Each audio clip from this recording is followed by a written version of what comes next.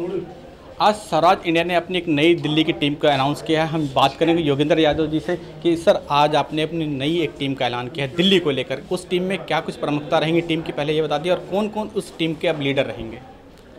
Swaraj India ने अपना दिल्ली का काम चलाने के लिए एक नई युवा टीम को हमने जिम्मेवारी दी। अब हमारे भी बाल सफ़ेद होने शुरू हो गए हैं और मुझे बहुत खुशी है कि हमारे साथी अनुपम, जो 30 साल के भी नहीं हैं, वो हमारे दिल्ली के प्रदेश अध्यक्ष होंगे। एक नई युवा टीम है जिसकी औसत आयु 35 साल भी नहीं है। तो एक नई युवा एनर्जेटिक और आइडियलिस्ट टीम, अब हमने उनको काम सौंप दिया है। ये थी योगेंद्र जी। हम बात करेंगे जो नई टीम है स्वराज इंडिया की।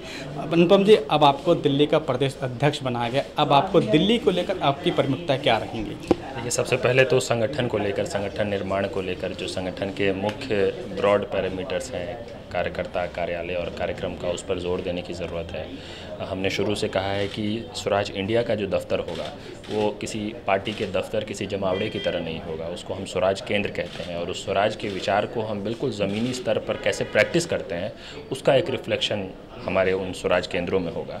तो पहली प्राथमिकता ये है कि पूरी दिल्ली भर में हर वार्ड में ऑपरेशनल स्वराज केंद्र हो।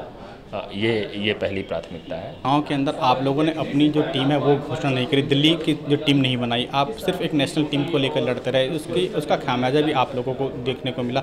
अब ऐसे में दिल्ली में ना तो एमसीडी के इलेक्शन है और ना ही दिल्ली असेंबली के इलेक्शन है, उस टाइम पे आप लोग अपनी टीम क्या आने वाले 2019-20 के चुनाव की तैयारी है ये जो अभी से आप लोग तैयारी करें? देखिए, चुनाव लड़ना एक मुख्य काम है किसी भी पार्टी का, लेकिन चुनाव लड़ना एकमात्र काम नहीं होना चाहिए। दिक्कत यही होती है कि जब पार्टियों का एकमात्र काम चुनाव लड़ना और जीतना हो जाता है तो फिर बाकी सारी चीज़ें खत्म हो जाती हैं। तो चुनाव जब भी जो भी अगला आता है उसमें हम पूरी तरह से हिस्सेदारी लेंगे, लेकिन उससे पहले ये है कि हम एक ऐसे संगठन का निर्माण कर सकें जो उस नई राजनीति की उम्मीद को सिर्फ जीवित ही नहीं, इस भरोसे के साथ जीवित रख सके कि देश भर में, दुनिया भर में जिनको इस नई राजनीति में विश्वास है, जिस राजनीति के लिए स्वराज इंडिया का गठन हुआ, वो उस विश्वास के साथ इस संगठन को और मजबूती दे सके।